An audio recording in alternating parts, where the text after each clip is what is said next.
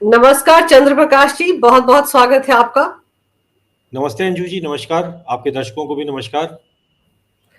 चंद्र प्रकाश जी, राहुल गांधी रो रहे हैं कि उनको भी रशिया के प्रेसिडेंट पुतिन से मुलाकात करनी है। तो क्यों नहीं उनका नाम उस लिस्ट में डाला गया कि चलिए एलओपी है तो इसलिए वो मिल लें पुतिन के साथ, अपना शौक पूरा कर लें। क्यों इनसिक्योर हो रहे हैं पीएम मोदी राहुल गांधी से? क्योंकि राहुल गांधी यही कह रहे हैं कि उनको इसीलिए नहीं मिलने दिया जा रहा है क्योंकि उनको लेकर इनसिक्योरिटी है पीएम मोदी के मन में। हाँ, बिल्कुल, ये बयान तो आज पूरी तरह से फैला फैला हुआ है और सारे चैनलों, मीडिया पे सब जगह ये दिखाया जा रहा है कि भाई सरकार जो है वो राहुल गांधी को व्लादिमीर पुतिन से, जो रूस के राष्ट्रपति हैं, जब वो आएंगे तो उनसे मिलने का कार्यक्रम उन्होंने नहीं रखा है। लेकिन अब इसमें इन सारे आरोपों के बीच में जो असली प्रश्न है वो कोई पूछ नहीं रहा है कि क्या पुतिन भी मिलना चाहते हैं राहुल गांधी से। तो ऐसा अगर वो मिलना चाहते तो ये मुलाकात भारत सरकार रोक नहीं सकती थी, ये मुलाकात निश्चित रूप से होती, क्योंकि भाई अगर वो मिलना चाहते हैं, ऐसा तो है नहीं कि इससे पहले इनके अन्य राष्ट्रपतियों से या अन्य राष्ट्राध्यक्षों से राहुल गांधी की मुलाकातें नहीं हुई हैं। और अगर आप हाँ, आपने ये चित्र चलाए कि पिछले 2 सालों में ही अगर ये जितने भी चित्र आप देख रहे हैं, ये पिछले 2-2.5 साल के अंदर के चित्र हैं कि जिसमें जब भी कोई राष्ट्राध्यक्ष आया, अगर वो उसमें मिलने की इच्छा जताई तो मुलाकात हुई, जिसमें शेख हसीना की का चित्र है और ये स्पेन के राष्ट्रपति हैं और भी जो हैं वो अलग अलग देशों के राष्ट्राध्यक्ष हैं जिनसे वो मुलाकात कर चुके हैं राहुल गांधी। और वो एक सामान्य एक परंपरा है, पहले भारतीय जनता पार्टी की जब विपक्ष में थी तब भी कोई दूसरे देश से लोग आते थे, कोई नेता आते थे तो वो मिलते थे जो उस वक्त होते थे। लेकिन अब इसमें बात जो है, मूल बात यह है कि भाई पुतिन क्यों नहीं मिलना चाहते हैं। बाकी ने तो भारत सरकार ने अगर इनकार किया होता तो ये चित्र आपके पास नहीं होते, जो चित्र आप स्क्रीन पे दिखा रही हैं। राहुल गांधी इनसे भी नहीं मिलते। तो अब पुतिन से ही इनकी मीटिंग क्यों नहीं हो पा रही है और बाकियों से क्यों हुई? अगर इस प्रश्न को हम देखें तो हमको थोड़ा समझना पड़ेगा कि पुतिन के जो गले की फांस बना हुआ है, यूक्रेन और रूस के बीच में जो लड़ाई चल रही है, यूक्रेन का ये पूरा झगड़ा, जो यूक्रेन में सबसे पहले वहां पर एक रूस समर्थक सरकार हुआ करती थी जिसका तख्ता पलट हुआ था, और उस पूरे तख्ता पलट में जिस व्यक्ति का नाम आया था उसका नाम है जॉर्ज सोरोस। तो जॉर्ज सोरोस ने वहां पर तख्तापलट कराया था। फिर वो धीरे धीरे वो यूक्रेन में अमेरिकी तंत्र का प्रभाव बढ़ा और करते करते आज इस स्थिति में आए कि दो पड़ोसी देश जिनका जो कि सांस्कृतिक रूप से एक है, रूस और यूक्रेन, आज वो युद्ध लड़ रहे हैं 3.5 साल से। तो वो युद्ध का आरंभ जो है वो उसके पीछे जो जड़ में जब आप जाते हैं तो वो व्यक्ति जॉर्ज सोरोस है। अच्छा, जॉर्ज सोरोस की स्थिति क्या है? जॉर्ज सोरोस की जो पूरी भूमिका है इस पूरे युद्ध में कहीं किसी से छुपी नहीं हुई है, कोई रहस्य नहीं है, कोई आरोप नहीं है। रूस ने उसको घोषित रूप से आतंकवादी घोषित कर रखा है। उसके जो डिक्लेयर्ड टेररिस्ट हैं उनकी सूची में जॉर्ज सोरोस का नाम है। इसके अलावा ओपन सोसाइटी फाउंडेशन पे बैन बहुत पहले से है। जिस ओपन सोसाइटी फाउंडेशन के लोगों के साथ ये भारत तोड़ो यात्रा में हाथ से हाथ पकड़ के घूमते हैं, उसको उन्होंने डिक्लेयर टेररिस्ट ऑर्गेनाइजेशन कर रखा है और रूस ने प्रतिबंधित कर रखा है। तो इसके अलावा क्या राहुल गांधी किस तरीके से जॉर्ज सोरोस से जुड़े हुए हैं? क्या ये पुतिन को नहीं पता है? पुतिन मूर्ख है क्या? पुतिन को नहीं पता कि जिस देश के कारण, जिस व्यक्ति के कारण, जिस संस्था के कारण आज उनका देश एक कठिन स्थिति में है, उसी संस्था के लिए तो काम राहुल गांधी भी करते हैं। तो क्या वो उनसे यहां पर आकर मिलेंगे? अपने देश में वो क्या जवाब देंगे? और वो कोई ऐसे राजनेता तो है नहीं, उनके आगे कोई मैसेज देने की कोई मजबूरी नहीं है। पुतिन एक मजबूत राष्ट्राध्यक्ष हैं जो कि ये इस तरीके की खुफिया एजेंसियों से ही जुड़े रहे हैं, केजीबी के एजेंट रहे। तो उनको तो ये राहुल गांधी के रूट्स का भी पता होगा, अपने देश की समस्या के बारे में भी पता होगा।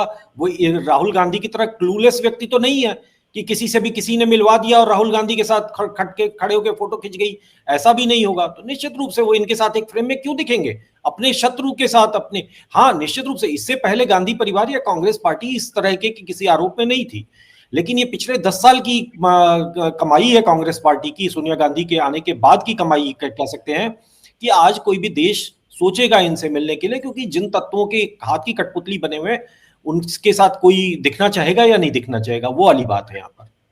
बिल्कुल सही कह रहे हैं आप कि राहुल गांधी तो मिलने को बेकरार है, लेकिन पुतिन मिलना चाहते हैं या नहीं, सवाल तो ये है। कोई भी राष्ट्र अध्यक्ष अगर भारत में आता है, वो पहले ही बताता है कि उसको किन किन से मिलना है, या एमईए पूछता है कि आप किन किन से मिलना चाहेंगे। तो उस लिस्ट में पुतिन ने राहुल गांधी का नाम डाला ही नहीं है, तो राहुल गांधी को कैसे मिलवा सकती है मोदी सरकार? और पहले जितने भी लोगों के साथ वो मिले हैं, ये सारी मुलाकातें भी एमईए की वजह से हुई होंगी, क्योंकि इन लोगों ने कहा होगा कि वो राहुल गांधी से मिलना चाहते हैं, इसलिए राहुल गांधी मिले। अब ये जो ढिंडोरा पीटा जा रहा है उनकी बहन की तरफ से, एलओपी है, उनका अधिकार है, राहुल गांधी कहते हैं मैं भी देश को रिप्रेजेंट करता हूं। किस मुंह से ऐसी बातें करते हैं चंद्र प्रकाश जी राहुल गांधी? वो भारत को रिप्रेजेंट करते होते तो बाहर जाकर, विदेश में जाकर भारत के लिए अपशब्द बोलते, भारत की बेइज्जती करते, भारत के लोकतंत्र को बदनाम करते, अगर उनको इस बात की चिंता होती कि वो भारत को रिप्रेजेंट करते। देखिए, विपक्ष की भूमिका के तौर पे अगर हम बात करें तो बहुत स्पष्ट है भारत में एक पारंपरिक, अगर परंपरा की बातें करें, कि जो भारत का विपक्ष होता है या भारत की सभी राजनीतिक दल, विपक्ष के अलावा सभी राजनीतिक दल, उनका एक वो होता है कि जो भारत सरकार की विदेश नीति होती है उस पार्टी की भी विदेश नीति वही होती है। वो उस पर सहमत होता है, बिना असहमति जो भी होती है वो अंदर खाने में होती है, लेकिन बाहर के मंच पर कभी भी सहमति नहीं होती है, तो असहमति नहीं होती है। तो अब बात वही आ रही है कि राहुल गांधी अगर घोषित रूप से ऐसी बातें बोलते रहे, कहते रहे, और विदेश नीति के प्रश्न पर बार बार उन्होंने ऐसी बातें कही हैं जो कि निश्चित रूप से भारत सरकार के लिए, भारत सरकार के घोषित स्टैंड से अलग रहा है। दूसरी बात है कि देखिए, अब यहाँ पर थोड़ा सा मैं विषयांतर करके एक बात करना चाहूंगा कि राहुल गांधी विदेशों के नेताओं से मिलते रहे, और जब उनकी सरकार थी, यूपीए सरकार थी, ओबामा उस वक्त आए थे, और ओबामा से जो उनकी मुलाकात हुई थी, तो जब उन्होंने अपनी किताब लिखी थी, ओबामा ने, बराक ओबामा ने, पता नहीं उस मुलाकात के आधार पर कहा था या बाद में जब मोदी सरकार के समय जब ओबामा आए थे उस मुलाकात के समय की चर्चा की थी उन्होंने, लेकिन जब ओबामा ने अपनी पुस्तक लिखी तो उसमें राहुल गांधी का क्या इंप्रेशन पड़ा था, राहुल गांधी की क्या छवि बनी थी एक राष्ट्राध्यक्ष, एक विदेशी नेता के उसमें, वो उन्होंने उस पुस्तक में लिखी हुई है, कि लिखा हुआ है कि राहुल गांधी एक नर्वस और बिना पढ़े लिखे छात्र की तरह है, जो टीचर को इंप्रेस करने के लिए बहुत उतावला रहता है, लेकिन उसके अंदर वो डेप्थ ही नहीं है। अब आप सोचिए कि जिस अमेरिका की एजेंसियों के आप कठपुतली बने बैठे रहते हो, जिनके लिए आप कुछ दिन पहले आप ट्रंप के साथ मिलकर भारत की इकोनॉमी को ट्रंप डेड इकोनॉमी कह रहे थे, उसके राष्ट्रपति ने, जो बराक ओबामा ने, आपको क्या कहा था, तो वही कुछ छवि आप शायद अगर पुतिन को बनाओगे, और बाकी भी जिन देशों, चूंकि अमेरिका, रूस, ये सब देश बड़ा महत्व रखते हैं दुनिया की पूरी डिप्लोमेसी में, तो इसलिए तो इनके लिए तो बहुत महत्व, बाकी छोटे मोटे से जो आप मिलते होगे जिन देशों से, वहां पर आप भारत की क्या इमेज रखते होगे, ये एक बड़ा प्रश्न है। उस पूरे वार्तालाप के बाद ये बात आई थी। सर, दूसरा आप ये सोचो ना कि आप बाहर जाते, जब आप बाहर गए, एक भी ऐसा भाषण राहुल गांधी का नहीं है, एक भी ऐसा संबोधन नहीं है जहां उन्होंने भारत की तारीफ की हो, भारत की विदेश नीति की तारीफ की हो। वो तो हमेशा वहां जाकर भारत के लोकतंत्र पर सवाल उठाते हैं, संवैधानिक संस्थाओं पर सवाल उठाते हैं, अल्पसंख्यक भारत में बड़े परेशान है। वो तो संसद में खड़े होकर हमारे विदेश मंत्री को कोसते हैं कि भारत की विदेश नीति बिल्कुल फ्लॉप है। वो सबसे पहले सवाल उठाते कितने राफेल गिर गए। वो तो चलते ही चीनी और पाकिस्तानी एजेंडे पर है सर। तो क्या ये बातें पुतिन को ना पता होंगी या रशिया को ना पता होंगी? देखिए, राहुल गांधी देशघात में भारत में क्या कर रहे हैं वो सब तो चल जाएगा, लेकिन पुतिन तो, हाँ, पुतिन तो अपने देश के लिए विश्वासघात नहीं करेगा ना, वो तो अपने देश के लिए वो तो युद्ध भी लड़ रहा है इस समय। तो दूसरी बात आती है कि जैसे देखिए अभी क्या हुआ कि जब डेड इकोनॉमी वाली जैसी हम लोगों ने चर्चा की, तो वो क्यों उठी थी बात, डेड इकोनॉमी क्यों कहा गया था भारत को? क्योंकि भारत रूस से, उसी पुतिन से तेल खरीद रहा था, उसी पुतिन से हो रहे व्यापार को रोकना चाहते थे डोनाल्ड ट्रंप। जब भारत झुका नहीं, भारत ने तेल खरीदना जारी रखा और मना कर दिया कि हम आपके दबाव के आगे नहीं झुकेंगे, तब ट्रंप ने भारत को कहा था कि आपकी भारत की economy, Indian economy is dead economy. तो उसके बाद राहुल गांधी सबसे पहला, पूरी दुनिया में किसी ने इस चीज को नहीं माना, लेकिन सबसे भारत के विपक्ष के नेता राहुल गांधी ने माना। तो क्या ये इंटरेस्ट रूस का इंटरेस्ट नहीं है? भारत को छोड़ दीजिए, अभी नरेंद्र मोदी आपके लिए क्या करेंगे, तानाशाह है, नहीं है, बहुत ज्यादा नरम है, वो सब बातें एक अलग बात है। मैं कह रहा हूं पुतिन रूस के राष्ट्रपति के तौर पर क्या ये भूल जाएंगे कि भारत के, कि जब रूस के व्यापारिक हितों को ठेस पहुंचानी, भारत तो केवल ग्राहक था, उससे नहीं लेता, किसी और से लेता। लेकिन विक्रेता कौन था? विक्रेता था रूस। तेल बेच रहा था रूस। रूस के लिए वो बहुत क्रिटिकल था, क्योंकि दुनिया भर ने उस पर प्रतिबंध लगा रखा था। दुनिया के कुछ एक देश ही बस उससे खरीद रहे हैं, जिनमें से एक भारत भी है। तो जब भारत खरीद रहा है आपसे, रूस से खरीद रहा है, तो भारत की आलोचना करने वालों के साथ, भारत के ऊपर दबाव बनाने वालों के साथ कौन व्यक्ति खड़ा हुआ था? वो थे राहुल गांधी। तो क्या व्लादिमीर पुतिन मूर्ख है?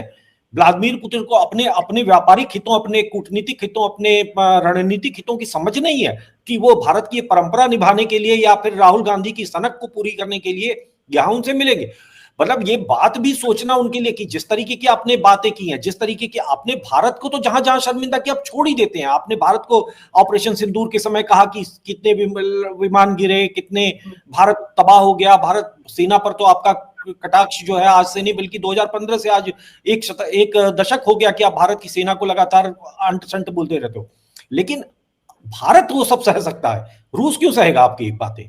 तो बात वही आ रही कि रूस ने उनको बेसिकली, भारत सरकार का इसमें कोई लेना देना नहीं है। जो भी जान रहे हैं कि मुलाकातें कैसे फॉरेन डिग्नेटरीज की तय की जाती हैं, अगर उनको ताजमहल जाना है तो वो ताजमहल जाएंगे, अगर उनको किसी भी और जगह घूमने जाना है, तमाम लोग आते हैं, तमाम जगहों पर जाते हैं, घूमते हैं, परिवार लेके आते हैं, जिनसे मिलना होता है मिलते हैं, कोई नहीं रोकता। पुतिन अगर किसी एक व्यक्ति से भारत में निश्चित रूप से नहीं मिलना चाहेंगे तो वो राहुल गांधी है, और वही हो रहा है। सर आप सोचिए ना, अफगानिस्तान का विदेश मंत्री मुत्तकी भारत है, देवबंद जाना चाहता था, क्या भारत सरकार रोक पाई? वही तो। विदेशी मेहमान है, भारत आया है, वो जहां जाना चाहेगा वो जाएगा। उस वक्त भी सवाल उठे कि देवबंद कैसे चला गया, कैसी सोच है तालिबान की, भारत सरकार क्या जानती नहीं है? देवबंद की क्या सोच है ये भारत सरकार नहीं जानती, लेकिन वो विदेशी मेहमान है, विदेश मंत्री है अफगानिस्तान का, वो जहां जाना चाहेगा वहां जाएगा। अब ऐसे में भारत सरकार तो राहुल गांधी को एम्बेरसमेंट से ही बचा रही थी ना, जो ये खुलकर नहीं कहा जा रहा कि भाई तुमसे मिलना ही नहीं चाहते, हम क्या कर लें। लेकिन राहुल गांधी कूद कूद कर, उनकी बहन कूद कूद कर इस एजेंडे को जितना हवा दे रहे, उतनी उनकी पोल खुल रही है कि उनसे पुतिन ही नहीं मिलना चाहते, इसलिए भारत सरकार मुलाकात करवा ही नहीं सकती। देखिए वही बात है कि राहुल गांधी अपनी एम्बेरसमेंट के लिए और उनको अपने भी सम्मान के लिए भी कुछ दिन चुप रह लेते कि अगला आपसे नहीं मिलना चाहता है। आपने भी इतने वर्षों आपकी पार्टी ने भी सरकार चलाई है, आपको नहीं पता है तो शशि थरूर से पूछ लीजिए या आपके किसी और व्यक्ति से पूछ लीजिए कि क्या उनके साथ कार्यक्रम जबरदस्ती पुतिन के कनपट्टी पे बंदूक लगाकर और राहुल गांधी से मिलने के लिए लाया जा सकता है? वो गंभीर राजनेता अपना युद्ध लड़ रहे हैं, उनकी अपनी ये मुलाकात बहुत ही, ये भारत की यात्रा बहुत महत्वपूर्ण है। अब वो यहाँ पर आकर राहुल गांधी का कॉमेडी शो देखने में अपना एक आध घंटा जो भी लगेगा, उस एक कर्टसी, एक सद्भावना मुलाकात के नाम पर, और फिर सबने देखा है कि भैया राहुल गांधी की क्या क्या महत्व है, क्या समझ है, क्या संभावना है। हो सकता है कि राहुल गांधी की एक संभावना होती है एक राजनेता के तौर पर, तो भी एक कोई विदेशी व्यक्ति आकर मिलना चाहता। मुझे नहीं लगता कि अब कोई व्यक्ति अब उनको गंभीरता से लेता है। अमेरिका के कुछ उस तरीके के तत्वों के अलावा को अगर छोड़ दें तो रूस हुए या फिर और भी, उनको चीन भी इनको कितनी गंभीरता से लेता है ये भी देख लीजिए ना, कि चीन के दूतावास में गए थे जो सूचना लेने डोकलाम के समय, और बाहर आकर क्या क्या बोला था। आज की स्थिति कोई चीन भी इनको बहुत कोई गंभीरता से ले रहा हो, जब तक थी एक भ्रम जाल था इनका तब तक था। अब ये केवल अपना एम्बेरसमेंट करा सकते हैं, अब ये ऐसी बातें कर सकते हैं जिससे उल्टा इनकी थू थू हो। आज सब लोग कह रहे हैं भले ही कि नहीं नहीं मिलवा देते, क्या दिक्कत था, लेकिन सच्चाई यही है कि ये तथ्य जैसे से सामने आएगा इनकी ही लिए समस्या होगी, राहुल गांधी के लिए एक और ज्यादा एम्बेरसमेंट की सिचुएशन होगी। बिल्कुल, क्योंकि पुतिन अगर मिलना चाहते तो पीएम मोदी का भारत का एमए कोई नहीं रोक पाता, लेकिन वो मिलना ही नहीं चाहते, इसलिए उनका नाम भी उस लिस्ट में नहीं है। और मुझे बड़ी हैरानी होती है सर, एलओपी होने के नाते आपको अपना अधिकार याद आ गया, कर्तव्य याद नहीं आता है। अधिकार याद आ रहा है कि मुझे तो मिलना चाहिए था, कर्तव्य ये कि आप बाहर जाएं तो भारत की विदेश नीति की, भारत देश की महिमा का बखान करें। आप तो अमेरिका में जाकर, इंग्लैंड में जाकर किसकी तारीफें करते? चाइना की। तो यहां पर भी आपके चीनी प्रोपेगेंडे को बढ़ाना चाहते थे। कहीं हो सकता है कि सोरोस एंड कंपनी ने कहा कि तुम मिल लेते, मुलाकात करो, इसीलिए उनको अब जाकर ख्याल आया कि मेरा नाम ही नहीं है और मेरा तो अधिकार है कि मुझे मिलना चाहिए था पुतिन के साथ। ये जितना रायता फैलाया जा रहा है, क्या पता इसके पीछे भी कोई प्रोपेगेंडा हो सर? नहीं, प्रोपेगेंडा तो निश्चित रूप से है, लेकिन उस प्रोपेगेंडा का शिकार वही होंगे। लेकिन एक बात आती है कि अधिकार है, अधिकार ऐसा कुछ कोई अधिकार नहीं है, ये पूरी तरह से स्वैच्छिक और मतलब उसकी इच्छा पर होती है, दोनों देशों की इच्छा पर होती है। ये कहना ज्यादा उचित होगा कि दोनों देश जो यात्रा कर रहा राष्ट्राध्यक्ष है और जो देश जहां पर आ रहा है, दोनों की इच्छा पर ही वो मुलाकात संभव है, उसके बिना संभव नहीं है। दूसरी बात यह है कि जो राहुल गांधी ने जो स्टेटमेंट में देख रहा था कि उन्होंने बोला कि इट वाज अ ट्रेडिशन, तो ट्रेडिशन परंपरा तो की बात आप कह रहे हो ठीक है, लेकिन जो उनकी बहन है उन्होंने भी इस पे बोला, और वही इनसिक्योरिटी और जो दुनिया भर की उनकी अपनी फर्जी थ्योरीज होती है उस पे उन्होंने वो बात कही, लेकिन उन्होंने कहा कि नहीं, दिस इज द प्रोटोकॉल, उनका प्रोटोकॉल है। अरे भाई, एलओपी का कोई प्रोटोकॉल नहीं होता है किसी तरीके से। तो आप 2 टर्म के बाद तीसरे टर्म में बिल्ली के भाग से छीका टूटा तो आप एलओपी बन गए। आप तो पैदा हुए थे प्रधानमंत्री बनने के लिए। गांधी परिवार में आज तक कोई एलओपी पैदा हुआ था क्या? यही पहला करम का फूटा व्यक्ति है जिसे एलओपी बनना पड़ा है, वरना तो प्रधानमंत्री पैदा होते हैं गांधी परिवार में। तो कोई ट्रेडिशन की बात तो ठीक है, वो भी ट्रेडिशन हाल फिलहाल में ही जब नई सरकारें बननी शुरू हुई हैं, जब अलग तरह की सरकारें, जब विपक्ष की सरकारें बननी शुरू हुई हैं, उसके बाद शुरू हुआ है। वाजपेयी जी के बाद शुरू हुआ है, कि उससे पहले की कोई ऐसी ट्रेडिशन भी नहीं था, क्योंकि तब तो वही थे और विपक्ष में कोई था ही नहीं। लेकिन जब से विपक्ष की सरकारें बननी शुरू हुई तो फिर वो आते थे, तो कुछ लोगों को लगता था कि भाई यहाँ की कोई साम्राज्ञी है सोनिया गांधी, तो वो फिर मनमोहन सिंह साइड में बैठा रहते थे। मतलब आप किसी भी चित्र को देख लीजिए कि मनमोहन सिंह साइड में प्रधानमंत्री होकर बैठा रहा करते थे, और सोनिया गांधी ऐसे मिलती थी जैसे कि वो भारत की असली प्रधानमंत्री वही हो या महारानी हो। तो ये तो देश का अपमान इन्होंने इस तरीके से भारत के मैंडेट का, भारत के चुने हुए प्रधानमंत्री का इस तरीके से बार बार अपमान किया। इनके तो भी कर्म सामने आएंगे, वही अभी ये वही उन्हीं की पहली दूसरी किश्त है। सर, ताज्जुब तो इस बात का होता है कि राहुल गांधी तो पता नहीं कहाँ कहाँ घूमते रहते हैं। कुछ तस्वीरें आ जाती है सामने तो पता चलता है कि अच्छा मलेशिया गए थे, अच्छा लंकावी गए थे, या किसी वियतनाम के देश गए थे, या इस तरह की तस्वीरें जब सामने आती तब पता चलता है उनका। तो अगर प्रोटोकॉल को माना जाए उनकी बहन के मुताबिक, फिर तो प्रोटोकॉल के हिसाब से वो जहां जहां गए, जिस जिससे मिले, सारी तस्वीरें मीडिया में आनी चाहिए। उनके दौरे की पूरी ट्रांसपेरेंसी होनी चाहिए, कहाँ कब क्यों गए। आप किस तरह से रशिया के साथ भारत की दोस्ती का बखान करते, कैसे टारगेट करते हैं। आप तो हमेशा America, CIA, George Soros, China के प्रोपेगेंडे पे चलते हैं। भारत के लोगों को भले ही ना पता हो, लेकिन रूस जैसे देश में तो हर कोई जानता है कि राहुल गांधी इनका अपनी क्या गुल खिला रही है भारत के खिलाफ। देखिए, आपने ये बात बड़ी अच्छी कही कि मतलब जिस तरीके से इन्होंने इनका जो पूरा एक संदिग्ध वो हो चुका है, छवि हो चुकी है, इसकी ये शुरुआत कहाँ से हुई, इसकी मैं देख रहा था कि 2020 में जब कोविड का साल था और पूरी दुनिया में लगभग यात्राएं बंद थी वो समय, तो भारत और रूस के बीच में एक एनुअल समिट हुआ करती है, जो इन लोगों के दोनों देशों के संबंधों के आधार पर एक एनुअल समिट होती है, जिसमें दोनों देशों के अधिकारी बैठते हैं और वो आपस में एक दूसरे के जो इश्यूज होते हैं, जबकि ज्यादातर दोस्ताना वो है और कहीं कुछ छोटा मोटा होता है तो वो आपस में सेटल कर लेते हैं। तो जो एनुअल समिट होती है वो एक एनुअल प्रोग्राम की तरह होती है, कभी यहाँ होती है कभी वहां होती है। तो 2020 में जो कोविड का साल था उसमें भारत में होनी थी और वो कैंसिल हो गई। और जब वो कैंसिल हुई तो ऑब्वियसली सब कुछ कैंसिल था। 2020 में कोविड के साल में लगभग सब कुछ कैंसिल था। तो राहुल गांधी ने, जो समाचार अखबारों में छपा कि भाई कैंसिल हो गया, इस बार का भारत रूस का जो सालाना सम्मेलन होता है वो नहीं होगा, तो उस पर राहुल गांधी ने एक ट्वीट किया था। वो ट्वीट था कि ये क्वाड बनाने के कारण, जो भारत जो है वो क्वाड बना रहा है, उसके कारण रूस जो है वो डिस्कम्फर्ट में है भारत के साथ, और मोदी सरकार दशकों पुराना जो भारत और रूस का जो एक अच्छा संबंध है, अच्छा रिश्ता है, उसको डैमेज कर रही है। ये राहुल गांधी का ट्वीट था, जबकि सब कुछ स्पष्ट था। यहाँ देखिए, रूस के बयान में भी था कि कोविड के कारण माहौल नहीं है 20 साल का कि ऐसी कोई बैठक करने की। तो लेकिन एक गैर जिम्मेदार व्यक्ति, उसने उसको तुरंत, ये किसके कहने पे किया होगा, ये क्या एंगल दिया होगा, राहुल गांधी को क्या पता क्वाड के बारे में। ये निश्चित रूप से उनके कोई पॉलिटिकल मास्टर्स ने उनके ये फ्रेम करके दिया होगा, उन्होंने ट्वीट कर दिया। तब तो खैर वो एलओपी नहीं थे, तब वो विपक्ष के नेता नहीं थे, लेकिन भाई विपक्ष के फिर भी विपक्षी पार्टी के तो नेता थे। तो आप भारत के उन इंटरेस्ट को तब से डैमेज कर रहे हो, तो क्या वो जब आप भारत के इंटरेस्ट को डैमेज कर रहे हो तो क्या वो रूस का इंटरेस्ट नहीं डैमेज हो रहा होगा। तो वही बात है कि रूस इतना, मतलब ऐसा भी देश नहीं है ना कि आपसे मिलने के लिए इतना बेताब हुआ मरा जा रहा हो। लेकिन चंद्र प्रकाश जी, 11 दिसंबर 2014 को भी पुतिन भारत के दौरे पर आए थे, तब तो मोदी सरकार थी ना। उस वक्त की तस्वीरें आप देख लीजिए, खुद सोनिया गांधी ने मुलाकात की थी पुतिन के साथ, तो किस कैपेसिटी में वो मुलाकात हुई थी। और ये जो भाई बहन दोनों इस बात को प्रोपेगेंडा कर रहे हैं कि उनको मिलने नहीं दिया जा रहा है, आप सोचिए पूरा वेस्टर्न मीडिया पुतिन और मोदी की मुलाकात पर नजरें गड़ाए बैठा है। उनको तो बड़ी तकलीफ हो रही है कि कैसे रूस और भारत और ज्यादा नजदीक आ रहे हैं, तो उनको तो राहुल और प्रियंका बैठे बिठाए एक और मुद्दा थमा रहे हैं। देखिए, बात वही आती है कि अंततः इसका मतलब यही है ना, क्योंकि सोनिया गांधी तो कुछ नहीं थी, वो तो लीडर ऑफ अपोजिशन भी नहीं थी, वो तो सिर्फ एक नेता थी, सांसद थी बस।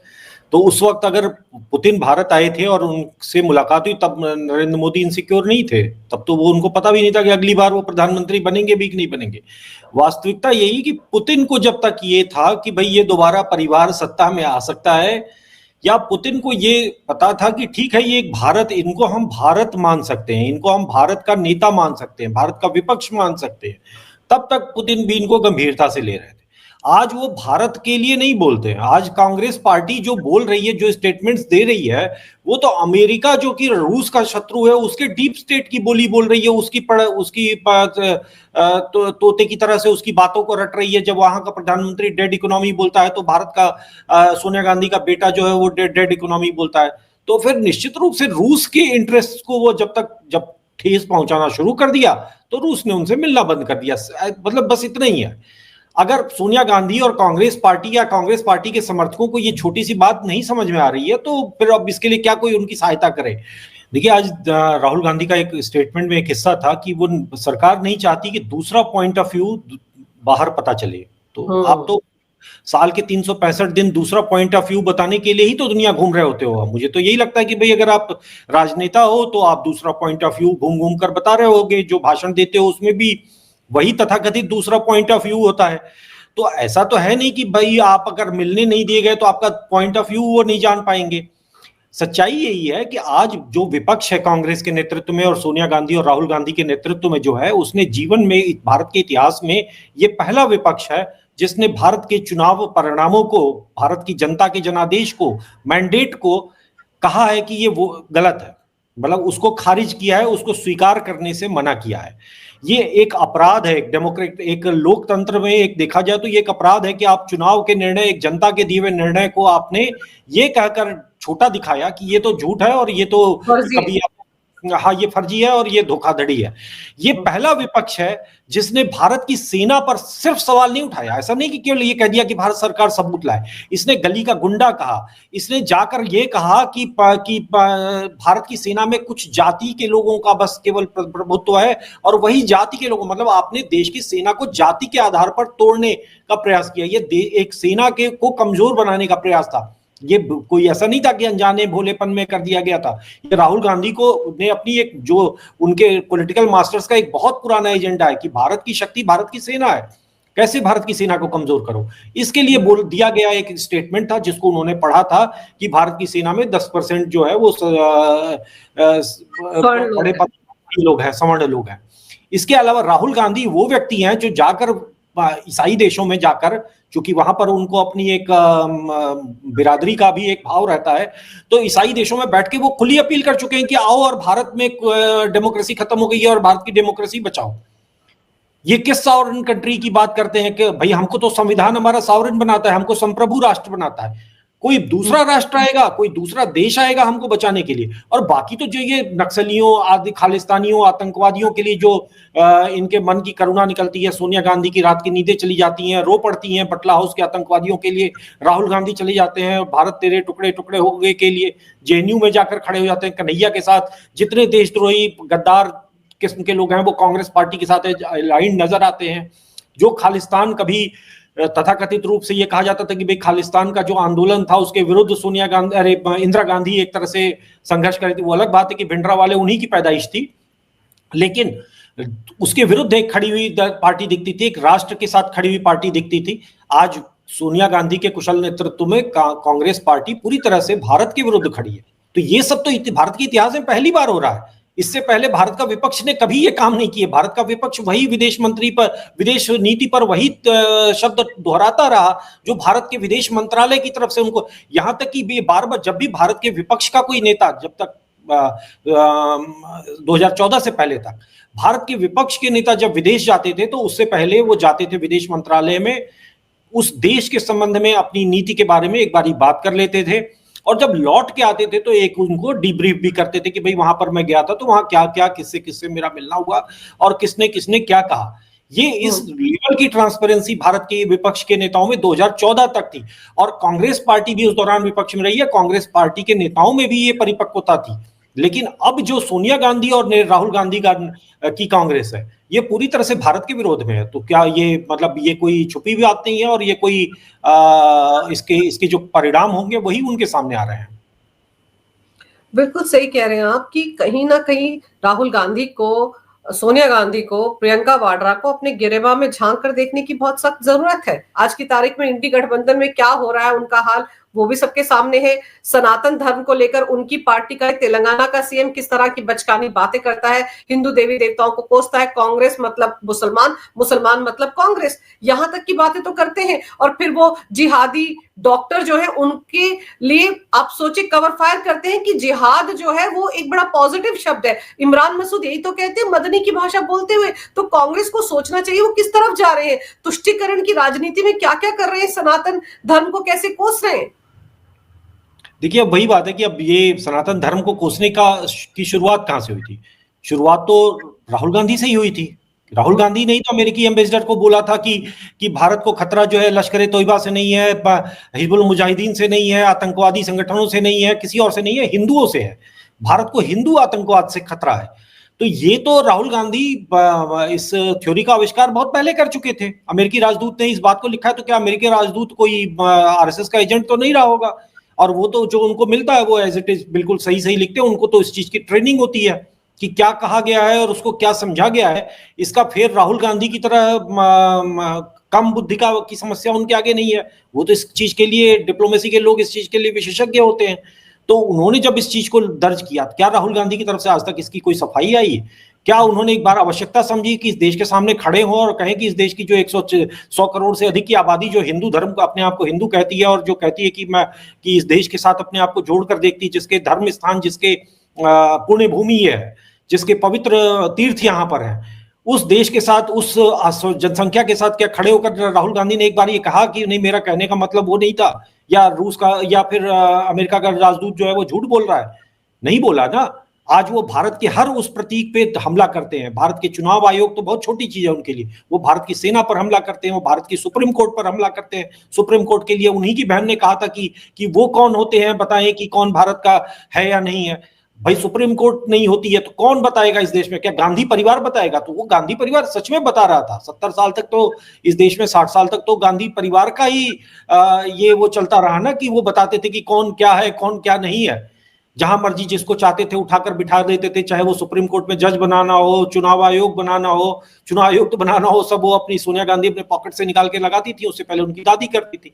तो अब वो परंपरा खत्म हो गई। अब ये बौखलाहट, दिया बुझने से पहले की भकभकाहट। और जहां तक देखिए, एक बात आती है कि राहुल गांधी अभी जो कह रहे हैं या कर रहे हैं, राहुल गांधी की अपनी कोई इतनी समझ या गहराई नहीं है, ना ही उनके पार्टी में अब उनके पीछे कोई ऐसा नेता है जो उनको बता सके कि किस चीज को कहने और करने से क्या पॉलिटिकली या डिप्लोमेटिकली या कभी भी भविष्य में कोई संकट हो सकता है। उनको कोई समझाने वाला नहीं है। अब वो वही बोलते हैं जो उनके मन में आता है, या फिर उनके अमेरिका में बैठे हुए जो पॉलिटिकल मास्टर्स हैं वो बोल रहे होते हैं। तो वो आज वो खुल के सामने है हमारे। सर, और ये मत भूलिए कि अभी 2 दिन पहले जो राहुल गांधी ने संसद के बाहर खड़े होकर स्टेटमेंट दिया था, पेट्स बाहर अलाउड नहीं लेकिन अंदर तो है। उस वक्त वो भूल गए कि 6-7 देशों के प्रतिनिधि संसद की कार्रवाई देखने के लिए आए हुए थे, अंदर बैठे हुए थे, और ये बातें एलओपी बाहर खड़ा होकर बोल रहा था, जिसको लताड़ लगानी चाहिए थी अपनी सांसद रेणुका चौधरी को कि किस तरह की बातें कर रही हैं। अगर वो ऐसा करते तब तो समझ में आता कि उनको अपनी जिम्मेदारी का एहसास है। अपने अधिकारों के लिए आप रोग आ रहे हो, लेकिन अपने कर्तव्यों के बारे में अनभिज्ञ हो। वो सब बातें राहुल गांधी को याद नहीं आ रही हैं। लेकिन चलिए, इस बार तो ठेंगा उनको कायदे से पुतिन ने दिखाया है। पुतिन मिलना नहीं चाहते थे, इसलिए राहुल गांधी की मुलाकात भारत सरकार करवा नहीं पाई। लेकिन इस मुद्दे को ये लोग और हवा देंगे, देखते हैं और क्या कुछ नाच गाना करते हैं इसी टॉपिक को लेकर ये लोग। लेकिन आपने समय निकाला, बहुत ही महत्वपूर्ण जानकारी इस विषय पर मेरे दर्शकों को दी। आपका बहुत बहुत धन्यवाद चंद्र प्रकाश जी। नमस्कार। भारत माता की जय। वंदे मातरम। जय श्री राम। जय श्री राम। जय श्री राम।